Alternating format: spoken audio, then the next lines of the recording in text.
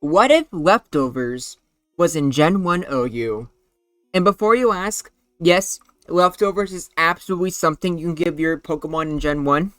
Simply just go to Import Export here, and as you see with the you can just give your Pokemon items. So because of that, I don't even need to really show you a pre-analysis for this video, because obviously, unlike others, there's no new Pokemon or moves, not even any stats being buffed. So instead, while I talk about the ramifications of Leftovers in Gen 1, check out this match that I had with my brother Convex. We added Leftovers to our standard Gen 1 teams, so you'll be able to see the ramifications right here. So, let me just start off by saying, it is rather unfortunate, because most held items, even though you can add them to your Pokemon, do not actually work in Gen 1. For example, choice items. Choice items only... I think they're just kind of useless. If I remember correctly, choice items don't lock in the moves, nor do they give you the attack boost. The Life Orb, hilariously enough, gets rid of it does recoil to you, but it doesn't boost any damage. So Leftovers is one of the few items that works perfectly normal. But I'll be honest with you, even if those items I just mentioned did work, it did not matter. Because there's no other item you would want to give in Gen 1 other than Leftovers. Like, let's rewind this a bit. So let's go back to the Snorlax. Because like you'll see here, like, this exchange alone can show you just how powerful this item is. So notice how you get hit with a Drill Peck, it does about 22%. You don't move, but you're healing more. Zapdos hits you for pretty good damage, and that's another turn of paralysis. But because of those Leftovers chip, you are just healing a decent amount. Zapdos will hit you right here, but it does not kill, giving Snorlax a chance to use self-destruct. Hopefully that right there can already show you how big a deal this is. Obviously in Gen 2, unless you're like Marowak exactly, Leftovers is by far the best item you can be giving your Pokemon, and you're actively throwing if you're doing anything different. And that is absolutely the same case here. And that's because, keep in mind that it's Gen 1, there's no EVs or IVs, you're using DVs and experience. Everything is naturally bulkier. Everything is running max defenses and max HP. So, when everything is this bulky, it's just really good to have Leftovers for that passive healing, because everything is going to survive a few more turns than it normally would. And look here, Chansey. Like, it's a sweep. And not only that, but it also had that special drop.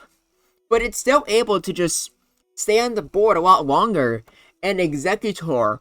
Oh my gosh, Exeggutor. No other Pokemon has a bigger buff than Exeggutor here. Because unlike Starmie, or Chansey, or Alakazam, the main thing that would hold Exeggutor back was always no reliable recovery. Even Slowbro has rest, which isn't good in Exeggutor. But now look at how that HP slowly goes up every single turn. It is a big deal. And not sure if you gotten this hint already, but I'm gonna give you a spoiler alert.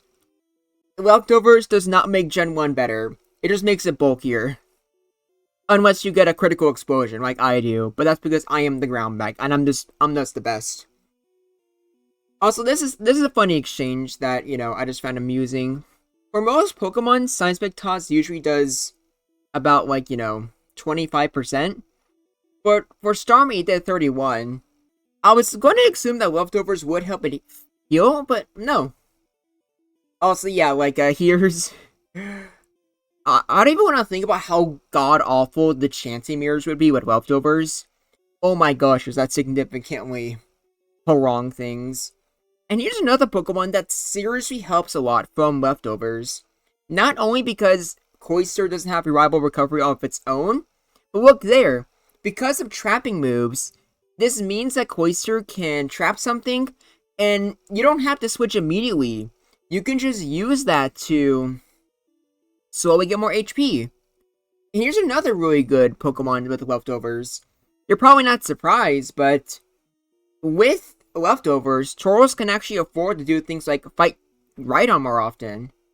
And here's the Tauros Mirror, which also is just different. Because now, normally the best way to fight Tauros would be Body Slam into Blizzard or Fire Blast and then a Hyper Beam. But now with that leftovers healing, it's not the case anymore. I don't even know what the proper way to fight the Tauros Mirror is, if I'm being honest with you. I think now you're even more reliant on crits than you used to be. Which, yeah, when you word it like that, it does kind of make things scummier, doesn't it? But still, it's, like, I still think it's pretty neat. And I'm sure there are some items that are worth using in Gen 1. Like, for example, if gems work, like, from Gen 5, I definitely think those could be items worth testing. But overall, like, you're probably not too surprised just to see the effects of leftovers. Some Pokemon definitely appreciate it, the main ones being Exeggutor, Tauros, and Trappers. But it also kind of makes the Pokemon that, you know, are already bulky, like Chansey here, it's just super unbearable. And look at that. Look at how much that Exeggutor got hit with Ice Beam and still managed to be fine. It got hit with 2 of them. And now, with Mega Drain and Leftovers, you're about to witness its HP going up and up and up. It's actually kind of funny. Chansey stays asleep for a while here. And that's 7 healing from Leftovers and then another from Mega Drain. So, this is probably an extreme example. I probably should have switched, but in my defense, I did not think that the freaking Chansey was going to be asleep for, like, how many turns was that? Like, 4 turns? I thought I was going to wake up a little bit sooner than that. So, not my fault. And oh yeah, here's another Pokemon that seriously benefits from leftovers. Rhydon. Yeah, you better believe Rhydon appreciates that healing. Because even Exeggutor here, Exeggutor at least has things like Leech Seed and Mega Drain. I wouldn't say you should use those, but at least it has some ways to heal itself. Rhydon usually doesn't run anything to heal itself, so that's just strictly an improvement. And oh yeah, Amnesia. Amnesia with both Snorlax and especially Slowbro. Does that sound fun? Because I don't know about you, but I don't think it sounds very fun.